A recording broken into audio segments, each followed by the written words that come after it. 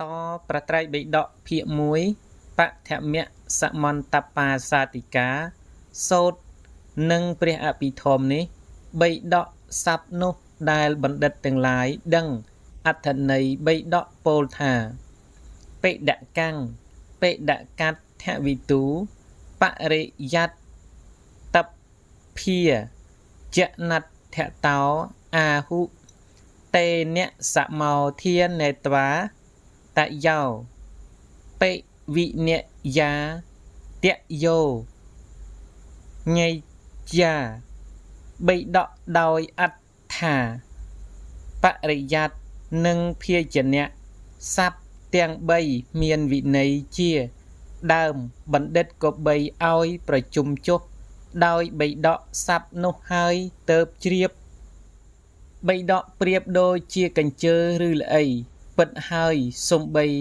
បរិយត្តលោកក៏ហៅថាបិដកដូចពាក្យទាំងឡាយជាដើមថាមាបិដកៈសម្បទានេនៈកុំប្រកាន់ជឿដោយការអាងក្បួនតម្រាសំបីភាជនៈឯណានិមួយក៏លោកហៅថាបិដក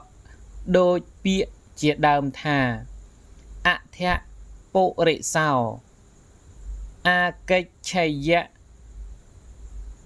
កុព្ទាលៈបិដកាំងអាទាយៈកាលនោះបុរសម្នាក់កាន់ចបនឹងកញ្ជើដើរមកព្រោះហេតុនោះបណ្ឌិតទាំងឡាយដែលដឹងអត្ថន័យបិដកពោលថាបិដកដោយអត្ថាបរិយត្តនិងភាជនៈឥឡូវនេះគប្បីជ្រាបអត្ថន័យបាតគាថាថាតេ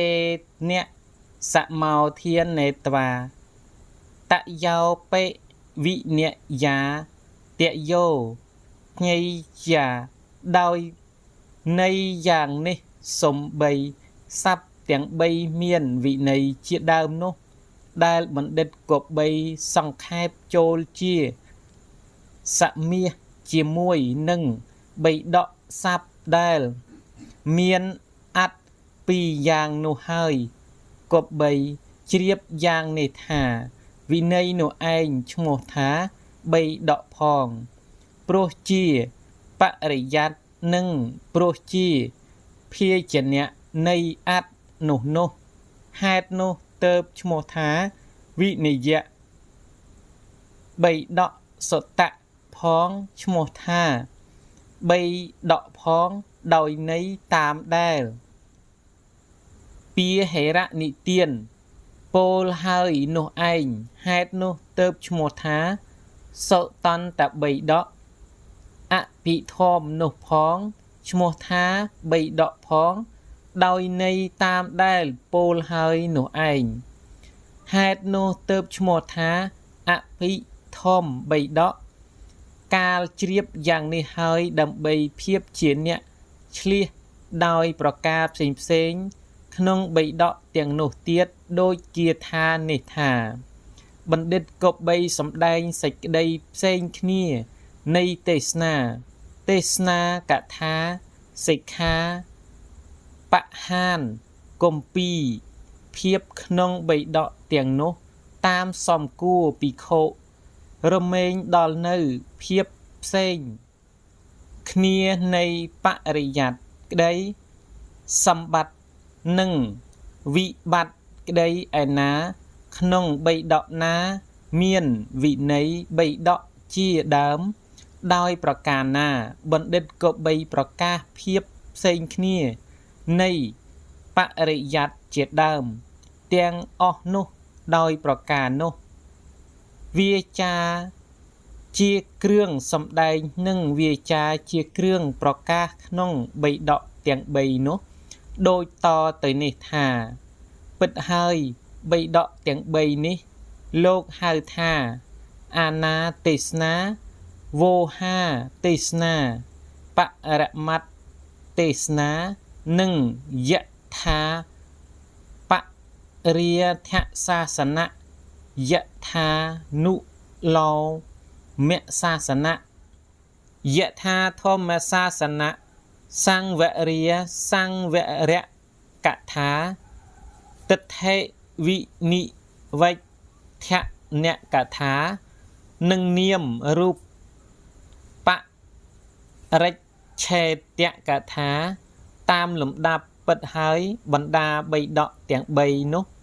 វិនយៈបៃដកលោកឲ្យឈ្មោះថាអាណាទេសនា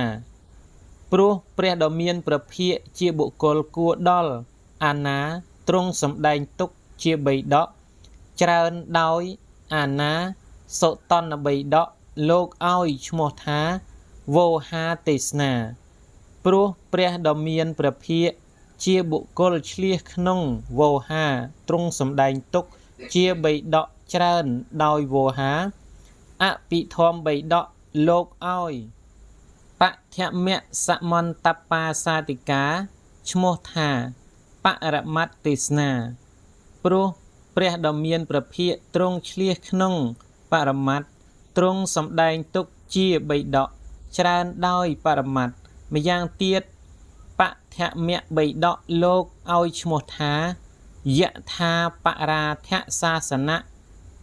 ព្រោះសត្វទាំងឡាយដែលជាបុគ្គលធ្វើខុសច្រើននោះព្រះដ៏មានព្រះភិក្ខទ្រង់ព្រានប្រដៅតាមកំហុសក្នុងបៃដកនេះបៃដកទី2លោកឲ្យឈ្មោះថាយថានុឡោមសាសនៈព្រោះសត្វទាំងឡាយដែលមានអព្យាស្រ័យអនុស័យចរិយានិងអធិមតមិនមែនដូចគ្នាព្រះដ៏មានព្រះភិក្ខទ្រង់ទូនមានតាមសំគួរក្នុងបៃដកនេះបៃដកទី3លោកឲ្យឈ្មោះថាយថាធម្មសាសនៈព្រោះសត្វទាំងឡាយជាបុគ្គលមានការសម្គាល់ក្នុងវត្ថុដែលត្រឹមតែជាគំនោធោថាអញថារបស់អញព្រះដ៏មានព្រះភិក្ខទ្រង់ទូនមានតាមធរក្នុងបៃដកនេះម្យ៉ាងទៀតបៃដកដំបូងលោកឲ្យឈ្មោះថាសង្វរិយសង្វរៈកថាព្រោះការសង្រួមតូចធំដែលជាបដិបៈចំពោះការល្មើសព្រះដ៏មានព្រះភិក្ខទ្រង់ត្រាស់ទុកក្នុងបៃដកនេះបៃដកទី2លោកឲ្យឈ្មោះថាទិដ្ឋិវិនិវៃធនកថាព្រោះការកំចាត់ទិដ្ឋិដែលជាបដិបៈចំពោះទិដ្ឋិ62ព្រះដ៏មានព្រះភិក្ខត្រាស់ទុកក្នុងបៃដកនេះបៃដកទី3លោកឲ្យឈ្មោះថានាមបរិច្ឆេទកថាព្រោះការកំណត់នាមមេរូបដែលជាបដិបៈចំពោះកិលេសមានរាគៈជាដើមព្រះដ៏មានព្រះភិក្ខត្រាស់ទុកក្នុងបៃដកនេះក្នុងបៃដកទាំង3នេះបណ្ឌិតគប្បីជ្រាបសិក្ខា3បហាន3គម្ពីររភាព4ប្រការពិតហើយអធិសិលសិក្ខាលោកពោលទុកដោយពិសេសក្នុងព្រះវិនយៈបៃដកអធិចិត្តសិក្ខាលោកពោលទុកពិសេសក្នុងព្រះសុតន្តបៃដកអធិបញ្ញាសិក្ខាលោកពោលទុកដោយបាទអញ្ចឹងខ្ញុំបាទនឹងសូមស្លេះប៉ុណ្ណឹងចាំពេលក្រោយជួបគ្នាបន្តទៀតបាទអញ្ចឹងក៏សូមមេត្តាអធិស្ឋានដល់ខ្ញុំបាទផងក្រែងជួនជាខ្ញុំបាទនេះមានការអាននៅជើងជាអ្នកស្រៈបាលីឬក៏សម្រាយនៅពាក្យពេចន៍មួយណាពុំសមរម្យក៏សូមមេត្តាអធិស្ឋានដល់ខ្ញុំបាទផងបាទសូមអរគុណសូមគោរពលាចាំជួបគ្នានៅភាគបន្ត